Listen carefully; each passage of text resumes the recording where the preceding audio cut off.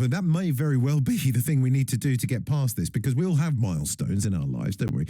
That we want to reach: career goals, relationship dreams, that kind of thing, ambitions for the future, get yourself on the property ladder, all that kind of thing.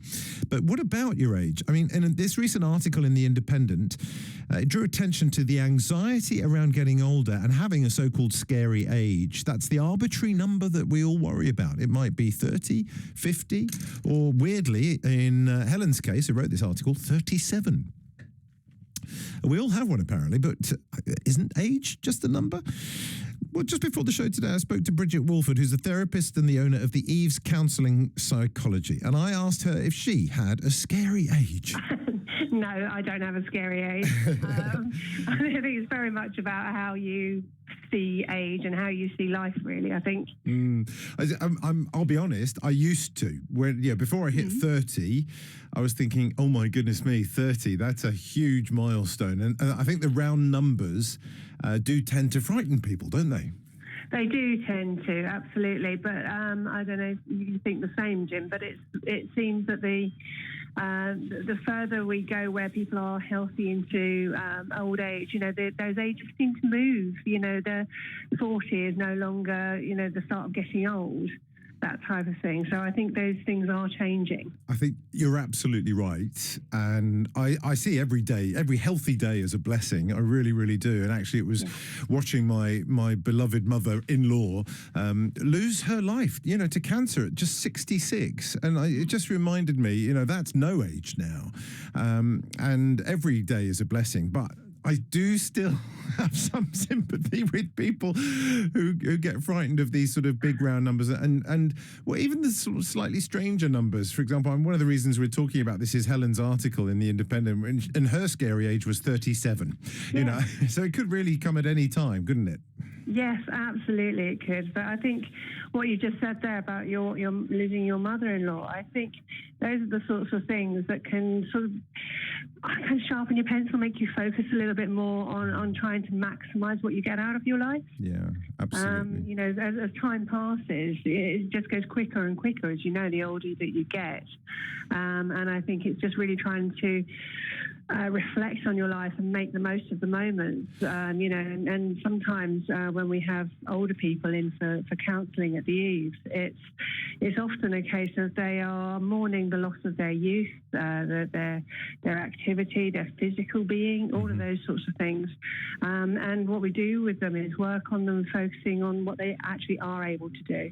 And that could be something different to what they used to do when they were younger. Yeah. And sometimes it's connected to, I suppose, material possession and how well we're perceived to have been doing in our lives so far. Have we got a house, a mortgage? Are we married? Do we have children? Do we have the fancy car? All of that kind of thing. And if you reach a certain age and you haven't hit those milestones, that can also sort of compound that feeling that you're running out of time or you're not doing as well. Is that all part of this?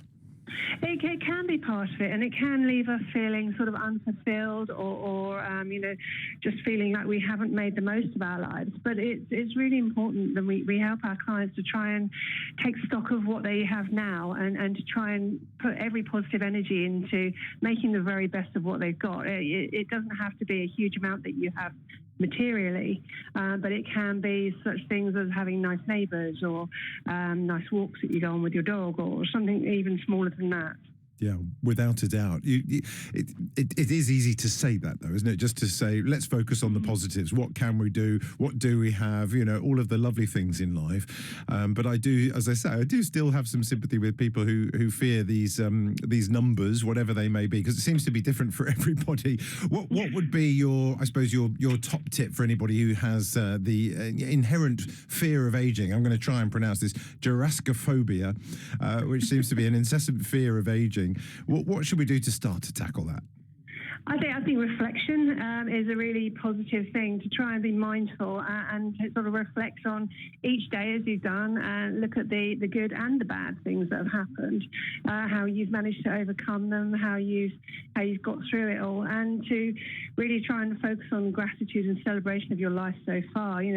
For a lot of people, it can be their body, but just gratitude for your body carrying you through each day.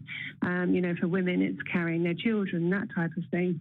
And a commitment from that point on to making your life the best possible it can be from now on without staying in the past and mourning what used to be, because that's such a waste of energy to be thinking about what used to be and sort of wishing for that, because it's just not possible. It really is. I mean, well, I suppose there are some ways you could sort of regain some of that ground, eating healthily, lots of exercise and fresh air, that kind of thing will strengthen your body and mind, won't it? But this fella, Brian Johnson in America, who's so fearful of aging, he's trying to reverse the process by every physical means possible. I mean, I don't know how well he's going to achieve that. I was going to say, let's see how that works out, shall we? Yeah, we'll watch with interest. If he strikes gold, then he can let us all know, can't he? But sure. I think you're right. And at Eaves Counselling, you obviously do talk to people about this, don't you? And it is on people's minds, isn't it? Well, we have noticed, probably in the last, 10 years, quite a significant increase in older people coming to us. And obviously 37 is not old, or most people wouldn't consider it old. But, people into their 70s and 80s coming to us. And it's so nice to see that generation are now opening up to the possibility of talking therapies and even making changes at that point in their life when they feel that that's it, they're done, they're stuck, making really positive changes for themselves. So I think talking therapies can help just kind of get a bit of perspective on things sometimes. Oh, totally. You're pushing on an open door with me on that one. I swear, no, I really do. I think the value of it is completely unknown, really, in this country. Americans have been embracing it for years, but we really need to open our eyes to that. And when you recognize those sensations of anxiety, you can self-refer now through the NHS for this kind of therapy. And lots of places like the Eaves, we have a low-cost service that we run alongside our private practice as well. And it's just kind of giving access to the local community to be able to have open-ended counselling. I mean, the NHS is great, but the waiting list can sometimes be prohibitive. So I would suggest to anyone, if they are stuck on a waiting list, look around local counselling organisations such as the Eaves or colleges or what have you that may have a counselling service that they'll be free or low cost to access. Absolutely. And who wouldn't want to embrace the rest of our life in a positive frame of mind instead of constantly being worried about, what at the end of the day is just a number, isn't it? Well, as you know yourself, Jim, life is really short. We've got a lot of people that we work with grief and bereavement and things like that, and it kind of focuses you that really you have to make the most of now because there's no second chance at this. Well, Bridget, I'm already feeling more positive. Thank you so much for your time. Have a wonderful afternoon, won't you? And you, Jim. Thanks a lot. Cheers. Well, that's Bridget Walford there, who's the therapist and owner of the Eaves Counselling and Psychology service. And I think she puts a really fresh perspective on the prospect of aging, doesn't it? But I still, as I said, I still have some sympathy with people who have that sort of so-called scary age. And if that's you, do let me know. 0800 731 2000 is the phone number. You can also email jim@bbc.co.uk or text 81333. Just start your text with the word London.